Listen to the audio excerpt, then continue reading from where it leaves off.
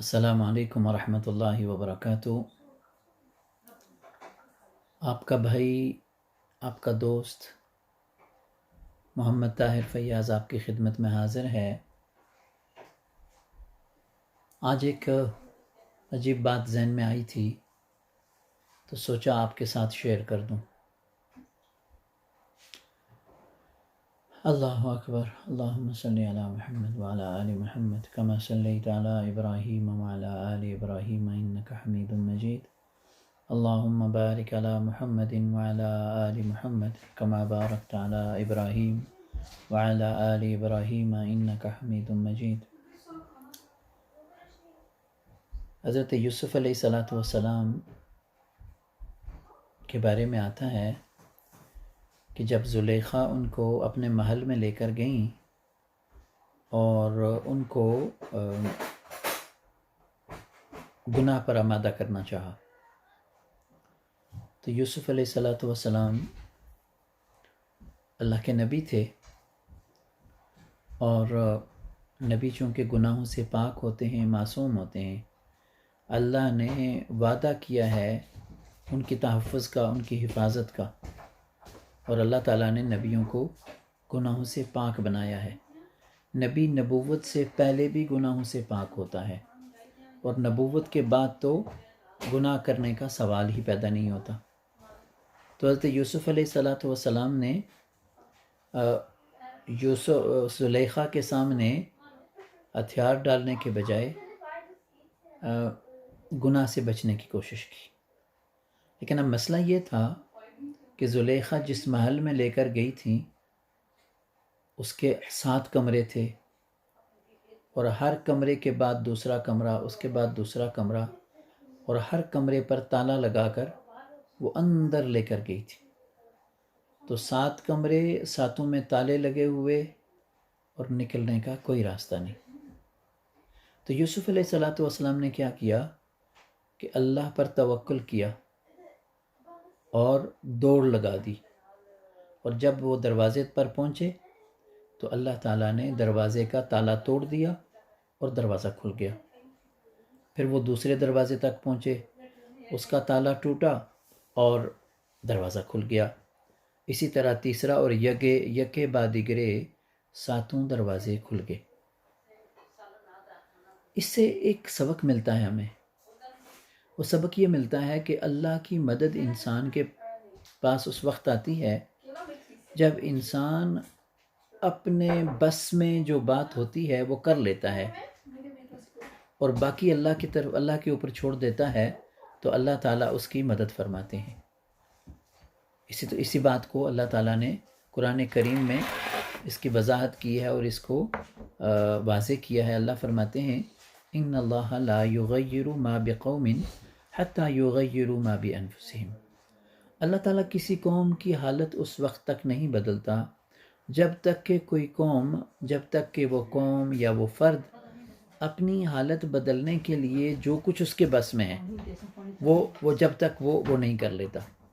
اور جب آدمی وہ کر لیتا ہے تو جو آدمی کے بس میں ہوتا ہے، اپنی طاقت اس کی ہوتی ہے، جب وہ کر لیتا ہے تو اللہ تعالیٰ اپنی طاقت کے ساتھ اللہ اس کی مدد فرماتے ہیں۔ تو کام دنیا کا ہو یا آخرت کا ہو، جب انسان اپنے تئیں جو کچھ اس کے بس میں ہے وہ کر لے تو پھر وہ اپنے معاملات اللہ پر چھوڑ دے، اللہ اس کی ضرور مدد فرماتے ہیں۔ اللہ فرماتے ہیں ان اللہ لا یضیع اجر المحسنین۔ جو بھی آدمی محنت کرنے والا ہے نا، اللہ اس کی محنت کو کبھی رائیگاں نہیں جانے دیتے۔ لیکن اگر آدمی بیٹھا رہے اور ہاتھ پر ہاتھ دھرے بیٹھا رہے اور یہ سوچتا رہے کہ سارے حالات میرے موافق ہو جائیں گے تب میں کوئی کام کروں گا، تو ایسا کبھی نہیں ہو سکتا۔ جو آپ کے بس میں ہے وہ آپ کیجئے، اور پھر اللہ پر توکل کیجئے۔ اللہ تعالیٰ اپنی شان کے ساتھ، اپنی قدرت کے ساتھ، اور اللہ تعالیٰ اپنی جو ہے وہ آپ کی مدد فرمائیں گے۔ تو بس یہی پیغام ہے، جو کچھ آپ کے بس میں ہے، جو بھی آپ اچیو کرنا چاہتے ہیں دنیا کے اعتبار سے یا آخرت کے اعتبار سے۔ میں نے ایک واقعہ پڑھا کہ انگریز کے دور میں، بر صغیر میں، ایک عالم تھے، اور ان کو انگریزوں نے ایک گھر میں قید کر دیا۔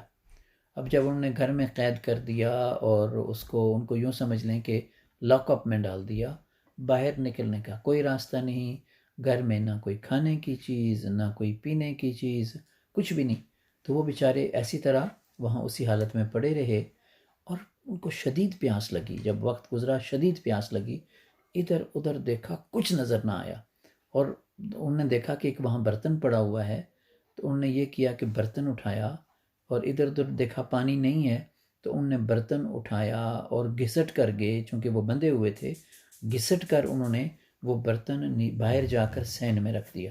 جب انہوں نے برتن صحن میں رکھ دیا تو اللہ تعالیٰ نے اچانک سے بادل بھیجے، بارش ہوئی، اور وہ برتن پانی سے بھر گیا، اور پھر انہوں نے پانی پیا، اور یہی ان کی زندگی کا سبب بن گیا۔ تو بتانے کا مقصد کیا ہے کہ جو بھی ہمارے بس میں جو ہم کر سکتے ہیں وہ ہم کریں، اور پھر اللہ پر توکل کریں، تو اللہ کی مدد نازل ہوتی ہے۔ ہمارے بزرگوں میں ایک بڑے بزرگ گزرے ہیں، مولانا حسین احمد مدنی رحمۃ اللہ علیہ۔ مولانا حسین احمد مدنی رحمۃ اللہ علیہ جب انگریز کی بر صغیر میں حکومت تھی تو ان کو قید کر لیا گیا انگریز کی مخالفت میں، کیونکہ انگریز کی مخالف جو تحریک چلائی جا رہی تھی اس میں جو ہے وہ اس کے روبے رواں تھے حضرت مولانا حسین احمد مدنی رحمۃ اللہ علیہ، تو انہوں نے ان کو بند کر دیا اور بند کیا جیل میں۔ تو اب جیل میں وہ بند تھے اور کوئی صورت نہیں تھی کہ وہاں سے جمعے کے لیے جا سکیں، لیکن جو ہے وہ تاریخ کی کتابوں میں لکھا ہے کہ حضرت یہ کرتے تھے کہ ہر جمعے کے دن جمعے کے لیے بڑے اہتمام سے غسل کرتے، تیار ہوتے، کپڑے پہنتے، اور جا کر جیل کے دروازے تک چلے جاتے، اور پھر جو ہے وہ وہاں سے واپس آ جاتے تھے۔ وہاں پر ظاہر دروازہ نہیں کھلتا تھا تو واپس آ جاتے تھے۔ تو کسی نے پوچھا کہ حضرت آپ کو تو پتہ ہے کہ یہ باہر آپ کو جانے نہیں دیں گے، پھر آپ ایسا کیوں کرتے ہیں؟ تو انہوں نے کہا کہ اللہ نے مجھے حکم دیا ہے کہ میں جمعے کے لیے تیاری کروں اور اپنے طور پر اس کے لیے سعی کروں، تو جو میرے بس میں ہے وہ تو میں کروں، اب آگے جو میرے بس میں نہیں ہے تو اس کے لیے میں معذور ہوں، تو اس لیے جو میرے بس میں ہے وہ میں کرتا ہوں، میں تیاری کرتا ہوں، نہاتا ہوں، کپڑے تبدیل کرتا ہوں، اور جیل کے دروازے تک جانا میرے اختیار میں ہے، وہاں تک میں جاتا ہوں، اب آگے میرا اختیار ختم ہو جاتا ہے، تو اس لیے میں وہاں سے واپس آ جاتا ہوں۔ تو اس میں بڑا بڑا سبق ہے ہمارے لیے۔ اللہ تعالیٰ ہم سب کو اپنی جو بھی ہماری زندگی کے مقاصد ہیں ان میں یکسوئی سے اللہ ہمیں محنت کرنے کی توفیق عطا فرمائیں، اور آپ دیکھیں کہ آپ اپنے طور پر جو کچھ آپ کر سکتے ہیں وہ آپ کریں، اور باقی اللہ پر چھوڑ دیں، پھر اللہ اگر چاہیں گے تو وہ کام ہو جائے گا، اور اگر اللہ کو جو ہے وہ منظور نہ ہوا تو وہ کام نہیں ہوگا، لیکن کم از کم جس کے آپ مکلف تھے وہ آپ نے کر دیا، آپ سے قیامت کے دن اس کے بارے میں سوال نہیں ہوگا۔ اللہ تعالیٰ مجھے بھی جو اپنے عزائم ہیں، ارادے ہیں، ان میں اللہ تعالیٰ یکسوئی عطا فرمائیں اور اخلاص کے ساتھ کوشش کرنے کی توفیق عطا فرمائیں، اور اللہ آپ سب کو بھی توفیق عطا فرمائیں۔ والسلام علیکم ورحمۃ اللہ وبرکاتہ۔